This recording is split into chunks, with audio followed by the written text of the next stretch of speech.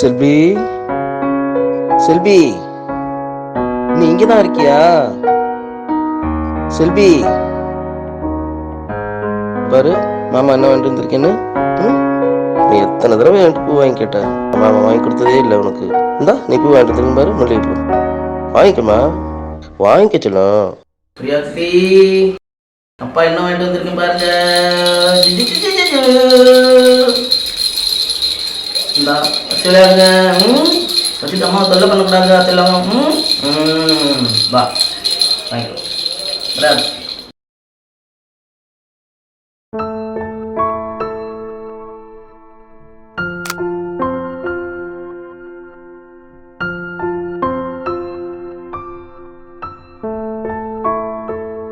செல்வி, நான் இன்னைக்கு வேலைக்கு போயிட்டு வந்துக்கிட்டு இருந்தேனா, நம்ம குமார் பையன் இருக்கான்ல, குமார், அவன் மணி எண்ணெய் 2-3 தடவை கூப்பிட்டு என்ன வாடகை நம்ம 2 பேரும் போய் சரக்கு அடிப்போம் கூப்பிட்டான். செல்வி, நான் சொல்லிட்டேன், டேய் செல்விக்கு அதெல்லாம் பிடிக்காது, வீட்டில் என்னை திட்டுவான்னு சொல்லிட்டு நான் வந்துட்டேன், அவனோட போகலை. செல்வி, ஏய் நீ நம்பலையா? நீ செல்வி, இந்த பாரு, இந்தா இன்னைக்கு வேலைக்கு போயிட்டு வந்தேன், 800 ரூபா சம்பளம் கொடுத்தாங்க, எதுவுமே செலவு பண்ணல மாமா, அப்படியே கொண்டு வந்துட்டேன். வேணா நீ எண்ணி பாரு, இதை கொஞ்சம் கொஞ்சமா சேர்த்து வச்சு நம்ம பிரியா குட்டிய நல்லா படிக்க வச்சு பெரிய டாக்டர் ஆக்கி உயிருக்கு போராடிட்டு இருக்க எல்லாரையும் காப்பாற்றணும். பிரியா குட்டி, காப்பாத்துவியா?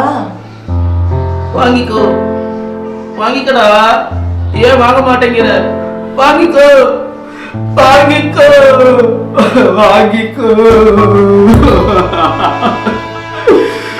ஐயோ, பொண்டாட்டிக்குள்ள இருக்கும் போதெல்லாம் அருமதியாம போத இருந்தா போது வாழ்ந்துட்டு இன்னைக்கு பொண்டாட்டிக்குள்ள எல்லாம் தொலைச்சிட்டு இருக்கிறவே. கடவுளே கடவுளே கடவுளே கடவுளே. ஐயோ, சாதாரண பீடி நாடக ஆரம்பிச்சு மாறி நீரு பிராந்தியா மாறி குடியே கெட்டு போச்சு. ஐயா ஐயா, என்னோட நிலைமை யாருக்குமே வரக்கூடாது. கடவுளே, யாருக்குமே வரக்கூடாது.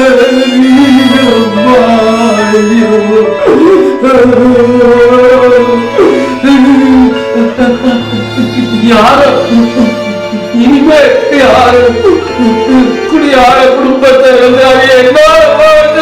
என்னோட